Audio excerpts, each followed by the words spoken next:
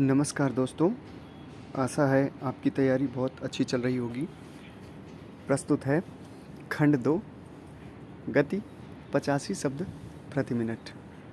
Ready, start. बहनों, भारतीय स्त्री जाति की प्राचीन गौरव, गरिमा एवं उच्च परंपराओं को ध्यान में रखकर न केवल आपको शिक्षित होना है, बल्कि शिक्षा समाप्त करने के पश्चात पुरुषों के साथ सहगामिनी बनकर आपको सब दिशाओं में कदम बढ़ाना है। स्वतंत्रता प्राप्ति के बाद अब राष्ट्र के नवनिर्माण के कार्य में आपको भी उचित रीति से भाग लेना चाहिए। यह सब तभी संभव हो सकता है जब हम वर्तमान शिक्षा पद्धति की कमियों एवं दोषों को दूर कर उसको अपने अनुकूल एवं उपयोगी बना सकेंगे। इस संबंध में भी देश में परस्पर विरोधी विचारधाराएं प्रचलित हैं। आधुनिक सुधारवादियों या जो अपने को प्रगतिशील कहते हैं, उनकी धारणा यह है कि बालक बालिकाओं को एक साथ शिक्षा दी जाए और दोनों की शिक्षा प्रणाली एक सी हो। उनका यह भी विचार है कि स्त्रियों को न केवल शिक्षा पद्धति में ही बल्कि अन्य क्षेत्रों में भी पुरुषों के बराबर के अधिकार मिलने चाहिए तथा उन्हें संपूर्ण सामाजिक स्वतंत्रता होनी चाहिए। उन्हें समाज के समस्त व्यवसाय और व्यापारों में समान रूप से भाग लेना चाहिए और शिक्षा प्रणाली की रचना इन सब के अनुकूल ही होनी चाहिए। दूसरी ओर कट्टरपंथियों के विचार इनके विपरीत हैं। इस प्रकार स्त्री शिक्षा और अन्य बातों के संबंध में हमारे देश में वर्तमान समय में परस्पर विरोधी विचारधाराएं प्रचलित हैं।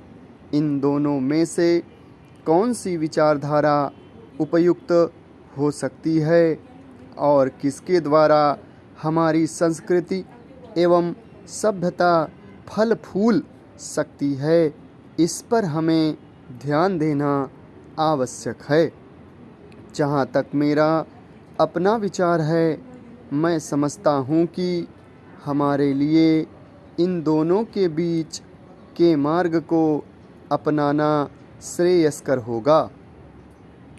वर्तमान शिक्षा पद्धति के आदर्श एवं उद्देश्यों में जो दोष पाए जाते हैं, उनके अतिरिक्त वह बहुत महंगी सिद्ध हो रही है। प्रतिवर्ष हम अपने शिक्षालयों द्वारा हजारों विद्यार्थियों को तैयार करते हैं, जिनमें से बहुतों को नौकरियां न मिलने पर जीविका चलाना बहुत कठिन हो जाता है। इस प्रकार हम अपने शिक्षालयों द्वारा जहां काफ़ी संख्या में विद्यार्थी बेकार तैयार होते देखते हैं, वहां फैशन परस्त भी तैयार होते देखते हैं। हमारे साधारण गृहस्थ घरों की लड़कियां जब प्रारंभ में आधुनिक शिक्षालयों में प्रवेश पाती हैं, तो धीरे धीरे वे भी वहां की फैशन परस्ती का शिकार हो जाती हैं और सुंदर सुंदर बहुमूल्य साड़ियाँ एवं भांति भांति की साज श्रृंगार की वस्तुओं की नकल करने लगती हैं। जिससे अपने माँ बाप या अभिभावकों को पर्याप्त मात्रा में व्यय कराने के संकट में डाल देती हैं। ऐसी शिक्षा प्राप्त कर जब वे स्कूल या कॉलेज छोड़कर जाती हैं तो उनका जीवन भार स्वरूप होने का भय रहता है, क्योंकि जीवन के कार्य क्षेत्र में वह अपव्ययी शिक्षा पद्धति धनोपार्जन के उपयुक्त सिद्ध नहीं हो सकती।